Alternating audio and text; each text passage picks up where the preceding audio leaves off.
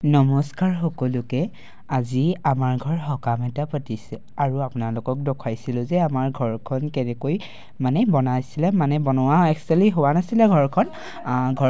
কি আৰু আমাৰ এই বেৰ দিছিলে যিহেতু আৰু আইতাও আহি কৈছে যে ভিডিও এটা বনাই দে সেইবাবে বনাই দিলোঁ আৰু কি গাইছ এক্সামটো আহি আছে বাবে মই ভিডিও দিব পৰা নাই আৰু এইপিনে দেখিছেনে ইমানো দীঘলকৈ ব্লগ বনোৱা নাই আমাৰ এইবোৰ নীতি নিয়ম আছে যে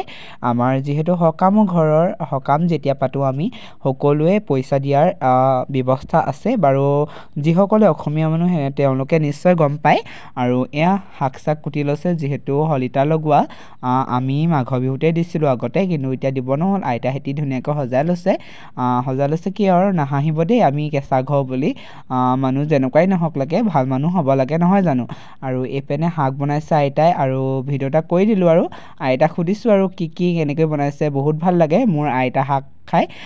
যিয়ে নকওঁ লাগে মোৰ শাকখিনি যিয়ে লাগে নহওক কিয় হুন্দাকেই নহওক লাগে কিয় আইতাই বনোৱা বহুত ভাল লাগে দেই আপোনালোকে লাইক এটা কৰিব নাপাহৰিব আৰু ফলো এটা কৰি দিব যদিহে ভাল লাগে দেই আৰু এনে ভিডিও লৈ আহিম এতিয়া এক্সাম হৈ আছে যিহেতু আপোনালোকে কমেণ্ট এটা কৰিব আপোনালোকে কোনে মেট্ৰিক দিছে আৰু কোনে হায়াৰ ছেকেণ্ডেৰী পৰীক্ষা দিছে কমেণ্ট এটা কৰিব নাপাহৰিব আৰু সকলোৰে হায়াৰ ছেকেণ্ডেৰী উত্তীৰ্ণ হোৱাৰ বাবে সকলোকে শুভেচ্ছা থাকিল আৰু মেট্ৰিকতো